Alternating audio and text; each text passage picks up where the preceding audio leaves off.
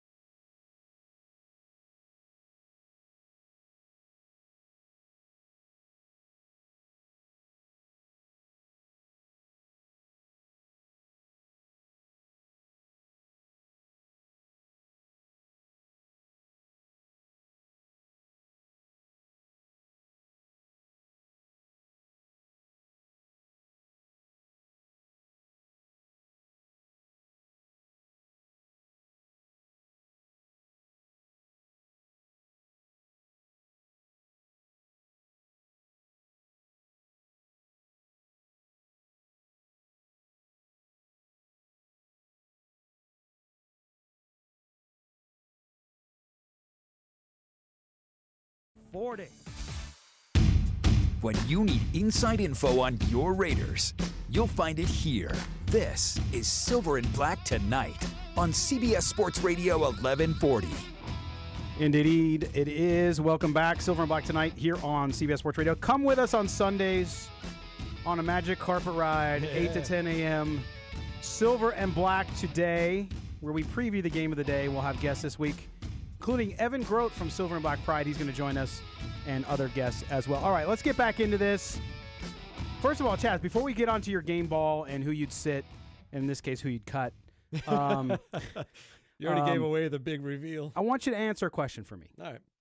The Raiders have a great running game, do they not? The best. I mean, it's fantastic. Josh Jacobs. Yeah. I'm a fanboy. I admit it, okay? Yeah. Then tell me this. Why aren't they good at play action? Yeah. Do they not do it? I mean. Is it Gruden? Is it Carr? Is it both of them? I know Carr can. It's insane. How do they not do play action? They should do a lot more play action. And I love that fake to the running back and then throw it to him. But every team does that. But it's like an easy 6-8 yards. And with Jacobs, it feels like it'd be an easy 10 or 12 yards. He's just so he's so smooth. He's so much fun. I'm like, just like I said, he's like water through rocks. He is just so smooth. But here's the thing. And I'll get off the Derek Carr because I'm not a Derek Carr basher. And if you think I am because I'm bringing up critical points about him, then don't listen. No, because we're not here to kiss somebody's ass, and we're not here to kill somebody all the time, and we don't do that here. Right. But Derek Carr doesn't throw balls into contested spots. No, he's a very safe player. Which is why the check down stuff happens. When he does throw it into contested spots, it's not good, like yesterday. Right. My problem, and you and I watched the games together, my problem with Derek Carr is a lot of times he doesn't run through his progressions. Right. And so you see what happens when he stares down his receiver. It's not a good thing. You know, but who are we? We don't coach football, and we don't. Yeah, I know. I said at the start of the season, Derek Carr should be around 4,000 yards passing, 30 touchdowns, and 10 interceptions, for it to be a successful season and enough to give him another year to grow, with this young team in the system. And he's not far off from those numbers. He's on pace to have 3,800 yards, 22 touchdowns, and 11 interceptions. Well, so the touchdowns are down just a little bit, but credit Josh Jacobs for stepping up and, taking a lot of those. Well, if you want to be a team of an efficient football team, a fan of an efficient football team, then that's your guy. If you want to win a championship, I'm not so certain yet. No. I have more doubts. I have more doubts than ever before, not just because of the one game. Now, when he was going well, I was complimentary. I didn't have any problem with him, but I always said, look, you saw Russell Wilson. I'm not comparing the two. They're very different quarterbacks. Right. But Russell Wilson took that team on his shoulders, as he does often. Come on. Yes. They've got a good team. How many? Their defense is not that good. What about the fumble? What about the interception? They set him up with short yardage, and he has two guys running the ball back there. Russell Wilson come on. drives Russell Wilson the bus. didn't do He drives the bus. bus. No, of course, it's a team game. He drives the bus. He's the motor, right? He ain't and driving. You have and any team that wins a Super Bowl has that motor. So, all right, Derek Carr Chaz, can be that. I'm putting it on record. I'm not certain. All I'm right. not saying he's not, and I'm not saying Wait he till is. the end of the season to evaluate the guy. That's what I'm saying. I'm just saying. Let's give him this last quarter of the season, see what he can do. The last 3 games have been garbage in offense. Now, that's not all Carr's fault. That's it's right. receivers' fault. There's no wide receivers. They're obviously doubling on Waller. It's suspect play calling, and they're loading the box for Jacobs. Correct. Okay. So there's no adjustments. That's coaching. No one can catch the ball except for Waller and Moreau. All 3 tight right ends here. have been great. Tight ends have been great. Yep. And Carr is iffy at times and makes still decisions. Every quarterback's iffy at times. Yeah, but you don't the decision-making process. Okay, well, we're going to move on from that because again, we're not here to just bash Derek Carr. I can talk all day. We're going to go now. Chaz, you want to give out a game ball? Yeah, we got a new segment. Game for balls a 40-9 loss. And bench him. Obviously, Josh Jacobs gets the game ball. I mean, another extraordinary performance by him. Shocking. And congratulations on becoming the first Raiders rookie to rush for over 1,000 yards in a season for this storied franchise. And doing it huge. Doing it in 12 games, just in case there's some old timers out there saying, back in my day, we played 4 score in a fortnight. So, congratulations again to Josh And then Jacobs. get off my lawn. Yeah. Hey, damn whippersnappers. So, yeah, of course, my bench him player, was Trevor Davis, but the Raiders went up to me and released him.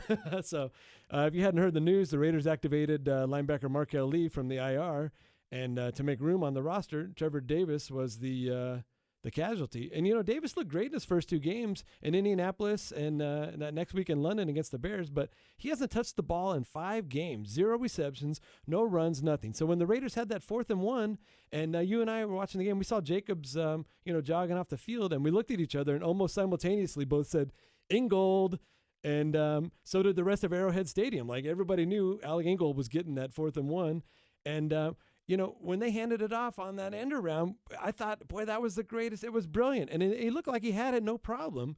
And then we know what happened there. So just with that and couple that with that bizarre-looking fumble on that kick return, and that pretty much sealed his fate. But here's the thing. I would tell you that the one player that I increasingly, if I was there, would think about, although they don't have the depth to do it, so they really can't. Right. Gabe Jackson.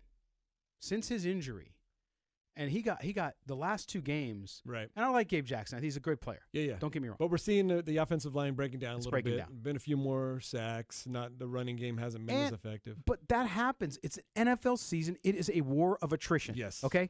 So if that's the case, then you need other people to pick up their game. Right. The receivers aren't doing it. The quarterback is efficient.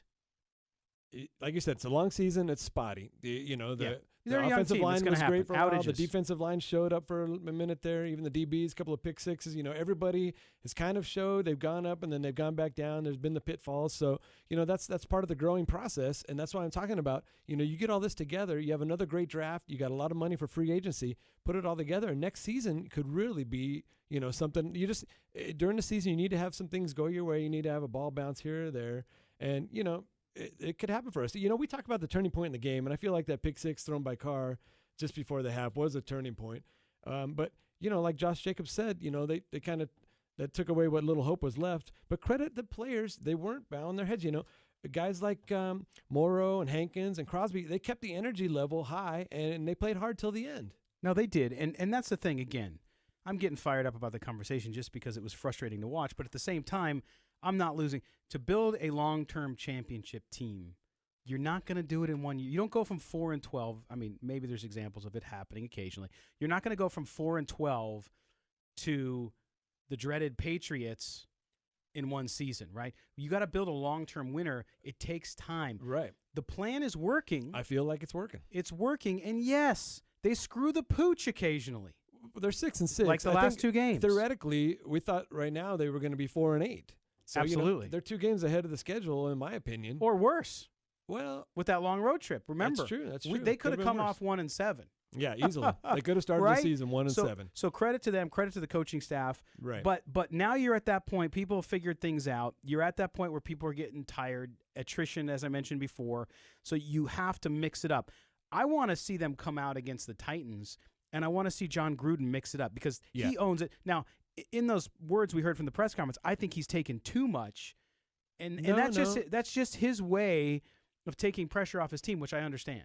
No, I think he is owning up to it. He's taken most of the blame for, and maybe it's since it's such a learning, teaching process, he doesn't want to switch things up in the middle because he's still, he's famous for having the biggest playbook in the league. So trying to teach these guys everything and get everybody on the same page, he's not switching up the signals, the play call, the formations before each play. And other teams are starting to pick up on that. So, I know it's hard when you start the season talking about development and improvement, and then halfway through, you're all of a sudden talking about the playoffs. If you're a Raider fan, you've got to be impressed at how well this young team has competed all season. And I know it's a hard pill to swallow, getting so close to the playoffs. But listen, the Raiders fans, they still have a realistic shot at getting there. And it starts this week in Oakland with beating the Titans. Oh, my gosh. It's going to happen. Pollyanna. Okay, no, that's fine. Hey, look, again, I'm not negative about this team because, like I said, they're making progress. Yeah, they're going where they should be. I just think there's question marks. I mean, they need bodies. We're going to talk about this as we close out the show. But they need more players, and then there's some players they have that they have to make some decisions on. All right. Well, we're going to step aside and pay some bills. Again, we had some folks watching on the internet on the video. We're live simulcasting there. We're having some internet issues again at the station, and so it's gone in and out, but it's there. It's back, so you can watch us there. But we're going to step aside. When we come back, we'll close out the show. We'll talk about this team and its growing pains and preview Silver and Black today. You're listening to the Silver and Black Tonight here on CBS Sports Radio. Unfiltered hockey talk for Golden Knights fans. You start believing what you're doing. And as these games keep getting away from them, that's going to eat away at these guys' confidence. I don't care if you're Alexander Ovechkin. If you go a bunch of games where you keep messing up, it's easy to go into the woe is me narrative, and all of a sudden, boom, you're put in this mindset. You're not succeeding as a team, and that this team isn't worth fighting for. Join us for the Nightcap with Lindsey Brown, Monday nights at 6 on CBS Sports Radio 1140. Radio.com presents Holiday Havoc, Tuesday, December 3rd, live at the Chelsea inside the Cosmopolitan, featuring English pop rockers, the 1975. With special guest Judah and the Lion, White Reaper, Joywave, and I Don't Know How But They Found Me. Tickets are on sale now at Ticketmaster.com. Holiday Havoc, featuring the 1975, produced by Radio.com. At Finley Chevrolet, we've made it simple and easy for our family of customers to get the Chevrolet they want at the price they deserve. And in turn, you've helped us win the prestigious Chevrolet Dealer of the Year award 7 years in a row. Thank you, Southern Nevada, from everyone at Finley Chevrolet, Nevada's #1 Chevrolet volume dealer. Find new roads. Finley Chevrolet, home of the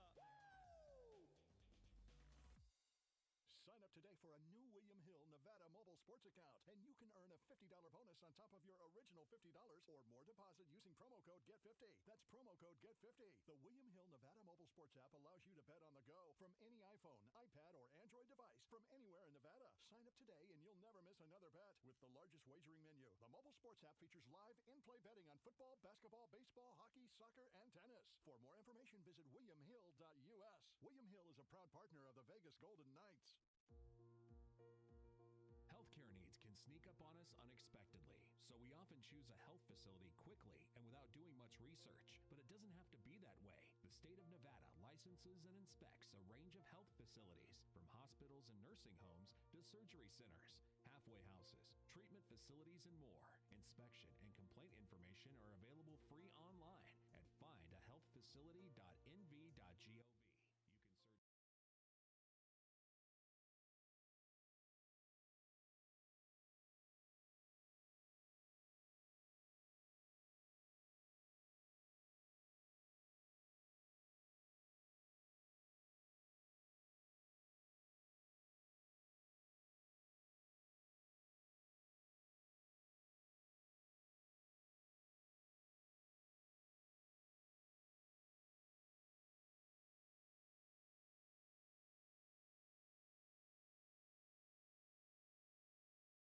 Sports Radio. From Allen to Zog and all the Davises, Jacksons, and Woodsons in between, we've got your Raiders covered. This is Silver and Black Tonight on CBS Sports Radio 1140. You bet your backside it is. We are fired up tonight, Chaz. Yes. Yes. Osborne from 3. Yes. Okay, we're back. We're talking football, not basketball in women's underwear. Oh, but remember that? He bit a woman wearing a garter belt. He was wearing a garter belt. Yeah. God anyway, bless him. This is a family show. All right. Okay, we're moving on. We're talking Raiders football. Of course, everybody licking their wounds from the 40-9 loss to the Chiefs. Up next, of course, are the Tennessee Titans in Oakland, one of two of the last games for the Oakland Raiders before they come to Las Vegas Raiders, and that's coming very quickly. The Raiders today, too, announced, Chaz. I got to pull out my phone here so I can read this to folks so that they can know what I'm talking about. The Raiders and Intermountain Healthcare That's right. join in a health partnership. They're going to be healthy together. Yeah. No, they are. That is the naming rights for the Raiders' new headquarters and practice facilities. Intermountain Healthcare Performance Center. Intermountain. And you know what? Intermountain's not big in Nevada. It's big in Utah. So they must be coming into the market. There's some mountains down there. Just some details here. They're the official healthcare partner of the Raiders and a founding partner in Allegiant Stadium. So it's a big, big deal. That announced just at the end of the day today around 3 o'clock. So the Raiders moving, shaking, making money. And I saw a picture of the facility. I didn't realize it kind of looks like the stadium. It's got the black glass. Yeah, the designs. The design. Absolutely. Yeah, that's cool. I was supposed to fly the silver and black today drone, which we have. Right. I was supposed to fly that over last week, and then I got strep throat, and I missed my window with the FAA to fly it. Call me, I can fly that thing.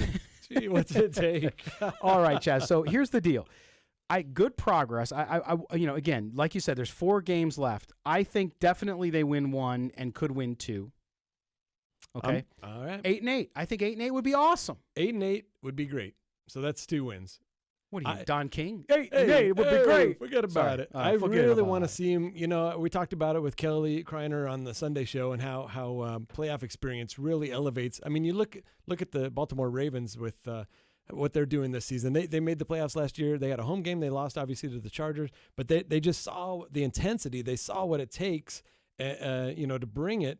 And, young quarterback, but they were 10-6 last year. And now that team has just excelled because they see what it happens with the intensity. And I was really hoping the Raiders could get in there, squeak a game. I like Kelly said, I'm the same. I don't think they wouldn't make any noise if they did make it into the playoffs. But having that experience would be huge. But still, like we said, 8-8, the team they were at 6 wins for Vegas's line.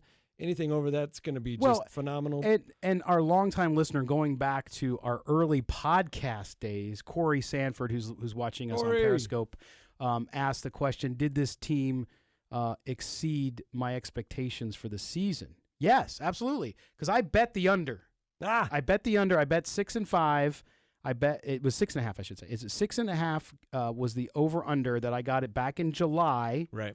And I took the under because I really thought 6 games was right, and with that schedule and with the travel and all that stuff, and I thought that would be fine. I didn't think that would be disappointing. So yes, they're going to exceed that by 1 or 2 games. Right. No, I really think the Raiders, they can they can't make the playoffs unless they beat the Titans this week. Let's be honest with ourselves. Oh, this is a must. There's no question. It's a must-win playoff game. They're all must-win. Last week for the Chiefs, that was basically a playoff game for them because they knew if they won that, they're pretty much in. Same thing with the Raiders. If they lose this game against the Titans, they're pretty much out. So they'll come out focused. They'll come out prepared.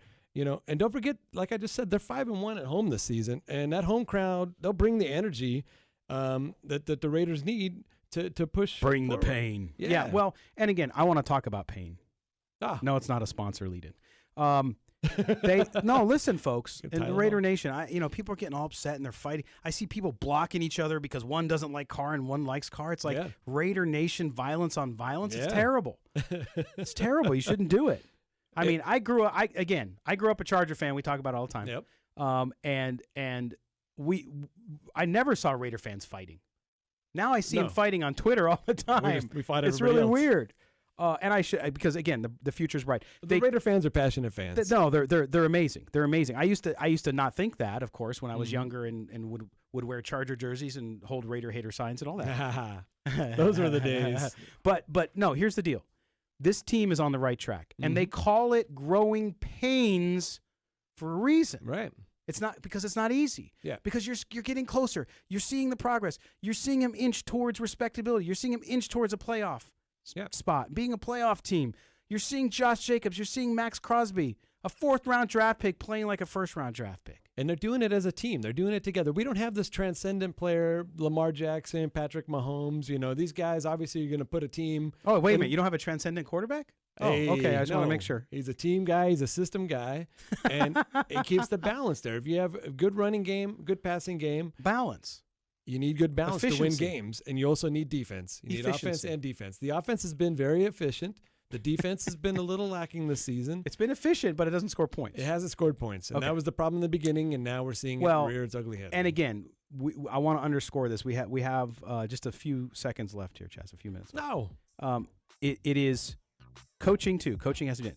All right, Chaz, awesome, dude. Time went by so quick. Man, let's buy that extra hour. All right. How do we do that? We will be back Sunday, 8 to 10 a.m. Evan Grote from Silver and Black Pride will join us. We'll talk more about Derek Carr, and we'll talk about the Tennessee Titans game. You've been listening to Silver and Black tonight here on CBS Sports Radio, 1140. Thanks, everyone.